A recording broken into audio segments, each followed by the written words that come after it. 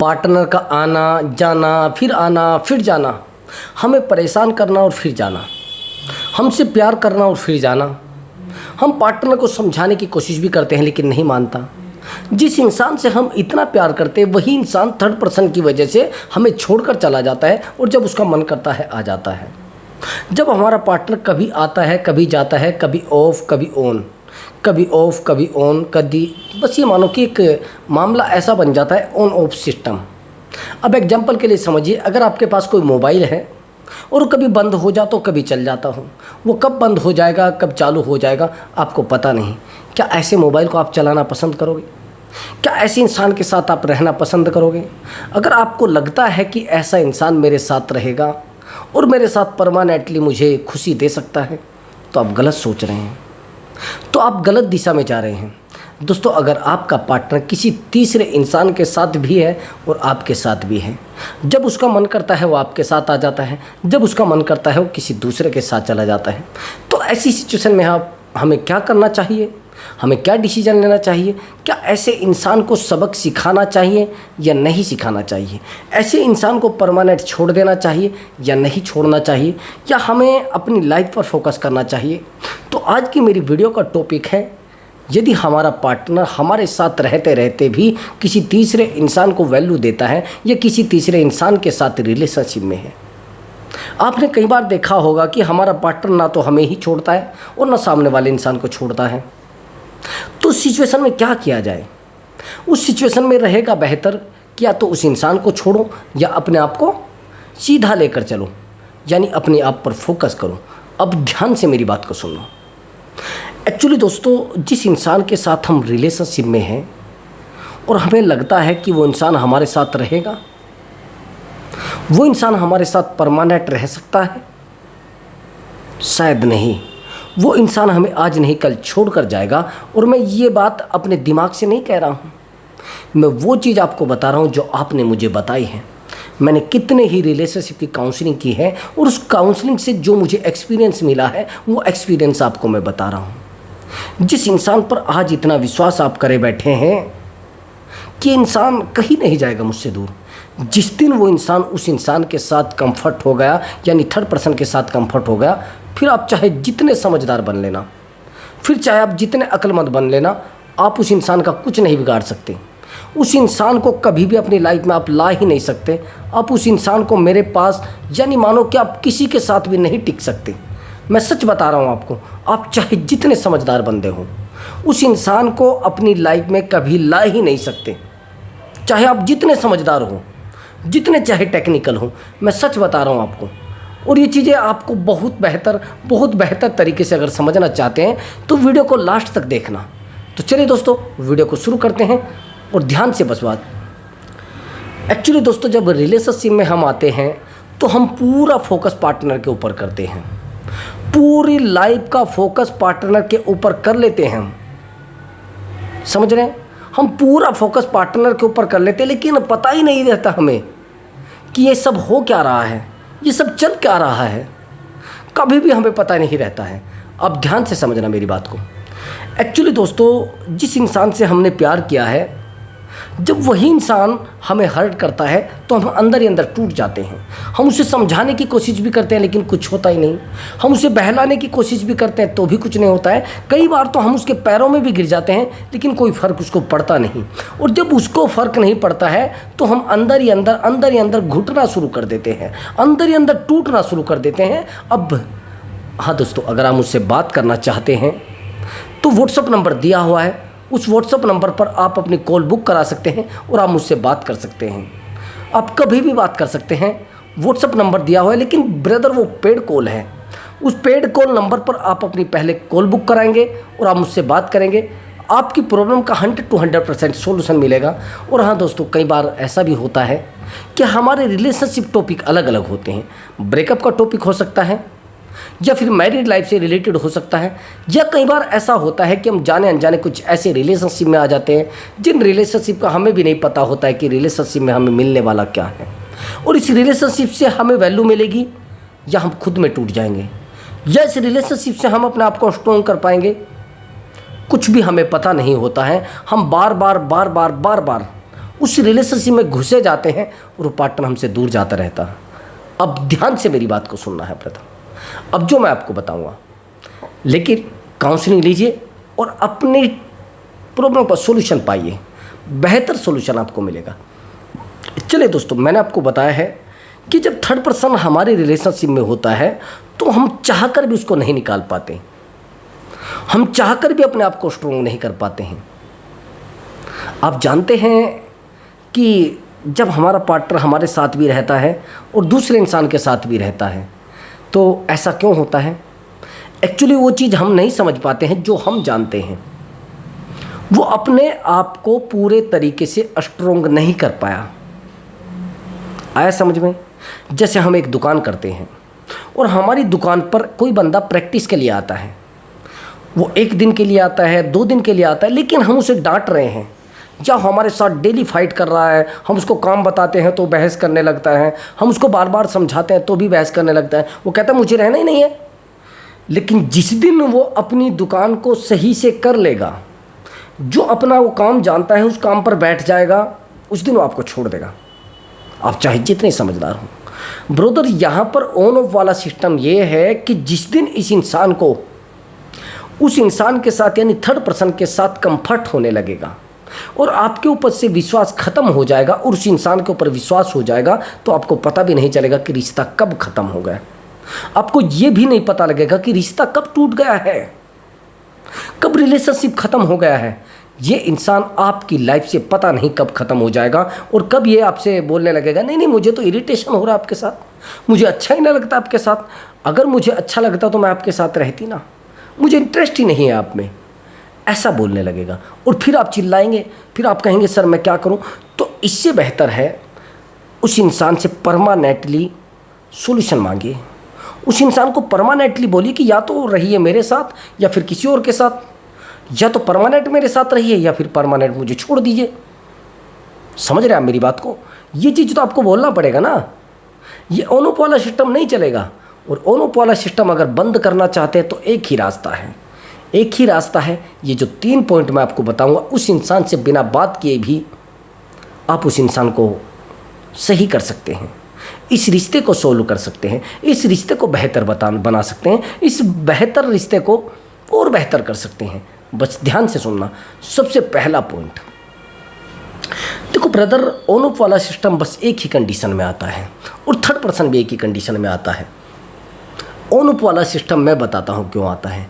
On off वाला system तब आता है जब हमारा पार्टनर हमें गारंटीड ले लेता है, यानी ये मान लेता है अरे यार मैं कहीं भी जाऊँ ये कहीं नहीं जाने वाली है, मैं किसी के पास भी रहूँ ये कहीं नहीं जाने वाला है, मैं किसी के पास भी रह सकती हूँ, मैं फिजिकली रह सकती हूँ, मैं फाइनेंशियली रह सकती हूँ, मैं इमोशनली रह सकती हूँ, लेकिन ये कहीं नहीं जाने वाला है।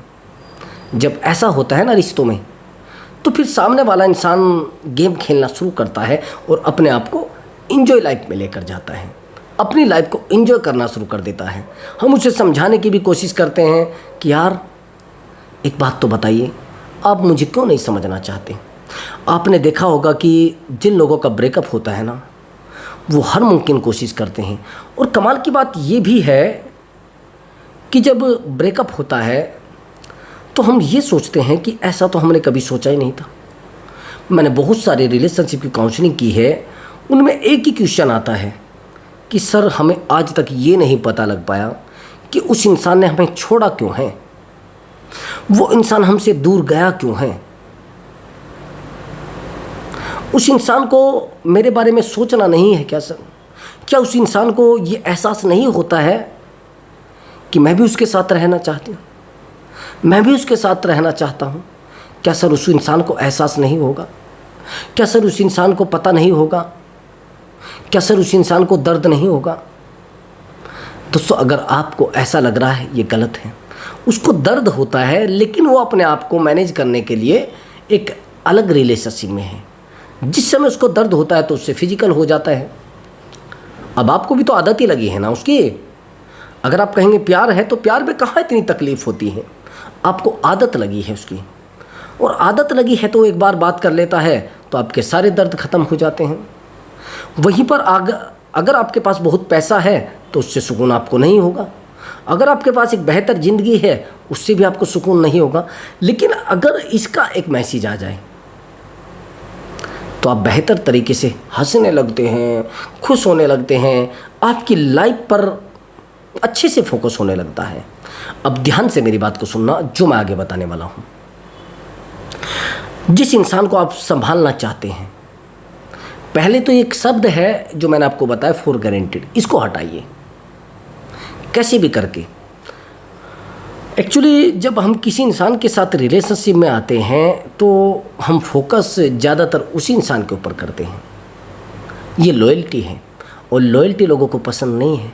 मैंने बहुत सारी वीडियो में बताया है कि जिन चीज़ों को हम दिल से करते हैं वो चीज़ें हमेशा हमें धोखा देती हैं, वो चीज़ें हमें हमेशा हर्ट करती हैं।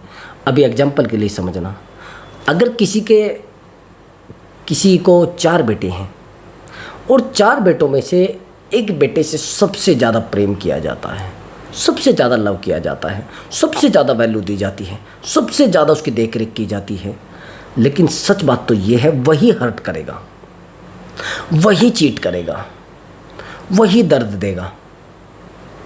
आया समझ में? अब अगर एक्चुअली मैंने बहुत सारे रिलेशनशिप की ऐसी की भी काउंसलिंग की है जो लोग मल्टीपल रिलेशनशिप में हैं, मल्टीपल रिलेशनशिप में रहे हैं, तो मैंने उनसे पूछा कि तो प्रॉब्लम क्या आ रही है जब मल्टीपल रिलेशनशिप में आप हो। उन्होंने कहा कि सर गर्लफ्रेंड तो मेरी 2-3 हैं, लेकिन ये गर्लफ्रेंड मेरे लिए सबसे ज़्यादा सीरियस थी, मैंने सबसे ज़्यादा इसी को वैल्यू दी है, लेकिन फिर भी मुझे छोड़कर चली गई, फिर भी मुझे चीट करके चली गई। यानी जिस इंसान के ऊपर सबसे ज़्यादा विश्वास किया जा रहा है वो चीज़ें हमारी लाइफ में लौट कर आ रही है। देखो ब्रदर, अगर किसी को आप दर्द दे रहे हैं तो दर्द बहक आएगा, अगर आप किसी को खुशी दे रहे हैं तो खुशी आपको मिलेगी, लेकिन वहीं पर अगर आप किसी को लूटने की कोशिश कर रहे हैं तो आपकी ज़िंदगी में भी लूटा जाएगा, आपको भी परेशान किया जाएगा, आपको तोड़ा जाएगा। अब ध्यान से मेरी बात को सुनना, जिस इंसान से हमने प्यार किया है क्या उसको नहीं पता है कि हमें दर्द हो रहा होगा? आपको ऐसा लगता है ना कि उस इंसान को नहीं पता होगा? उस इंसान को सब कुछ पता है और एक एक चीज़ को वो जानता है आपकी, लेकिन आप सोच रहे हैं कि शायद उसको कुछ पता ही नहीं है। उसको सब कुछ पता है, बस आप जानबूझकर अनजान बन रहे हैं। ये सबसे पहले तो ये सिचुएशन आपको हटानी पड़ेगी, फॉर गारंटीड वाली। जिस दिन आपने उस पार्टनर की ज़िंदगी से ये शब्द हटा दिया कि यह गारंटीड नहीं है, चीज़ें ये परमानेंट नहीं है, ये कभी भी मेरी ज़िंदगी से जा सकता है, इसकी ज़िंदगी में तो बहुत कुछ है।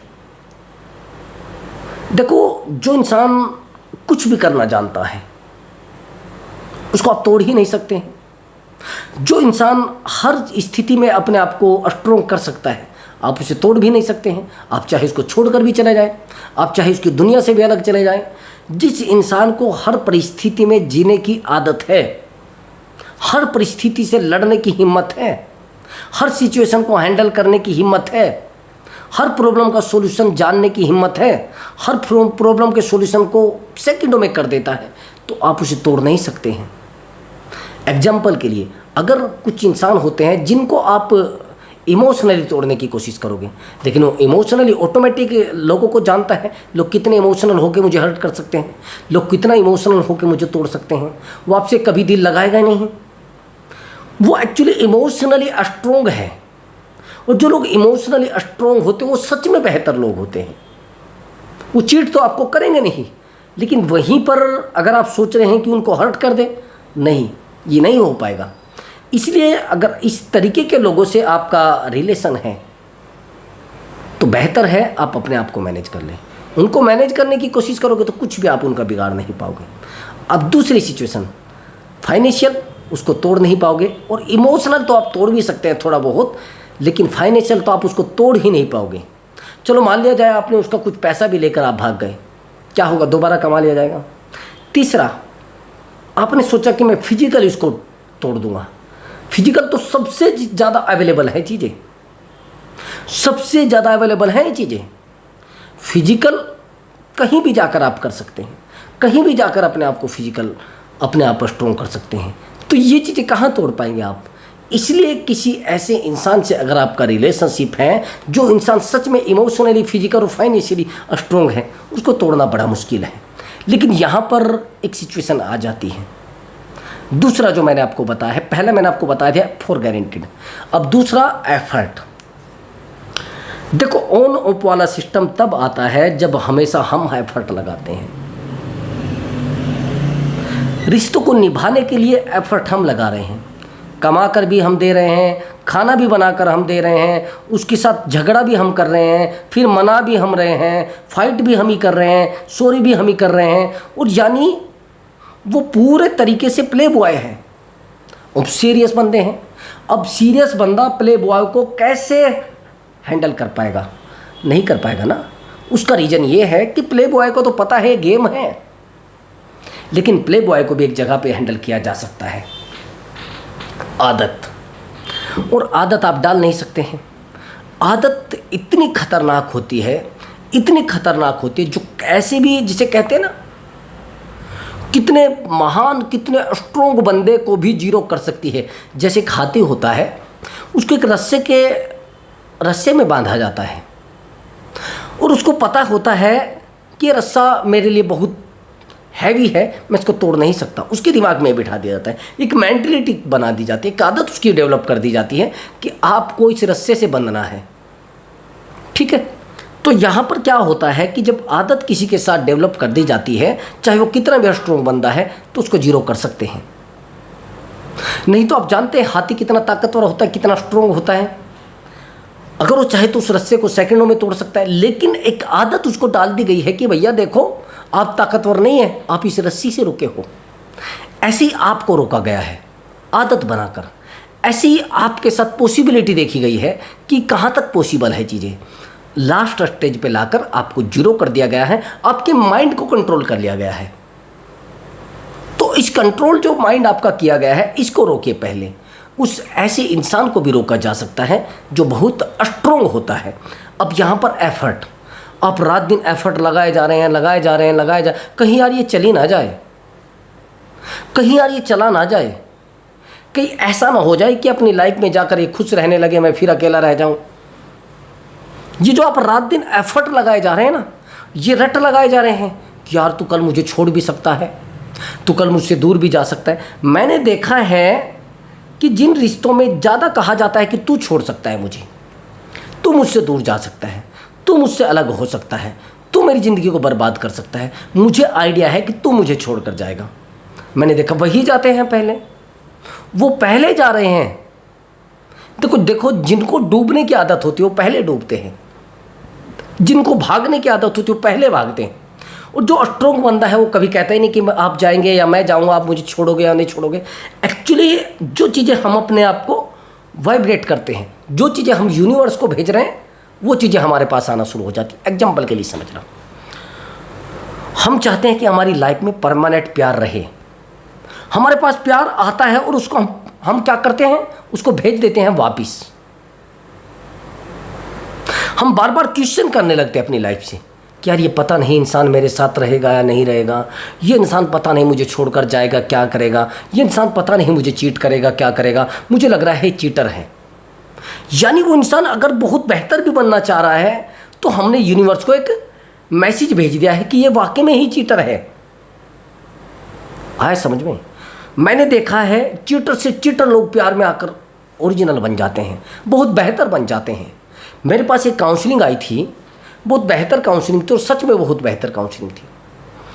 एक्चुअली ये एक डिफेंस में जॉब करता था बंदा, पुलिस में, और जिस डिफेंस में जॉब करता था वहीं पर एक लड़की भी जॉब करती थी, लेकिन ये मैरिड पर्सन था।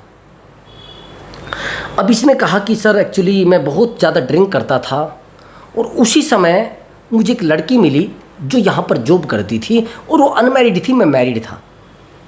लेकिन सर मुझे एक बहुत बुरी आदत थी ड्रिंक करने की, मैं रात दिन ड्रिंक किया करता था, यहाँ तक कि सर मैं ड्यूटी पे भी ड्रिंक करके आता था कि रात दिन मैं बहुत पैसा, जितनी मेरी सैलरी आती थी उसको मैं ऐसे ही उड़ा देता था, मैं घर में भी पैसे नहीं देता था।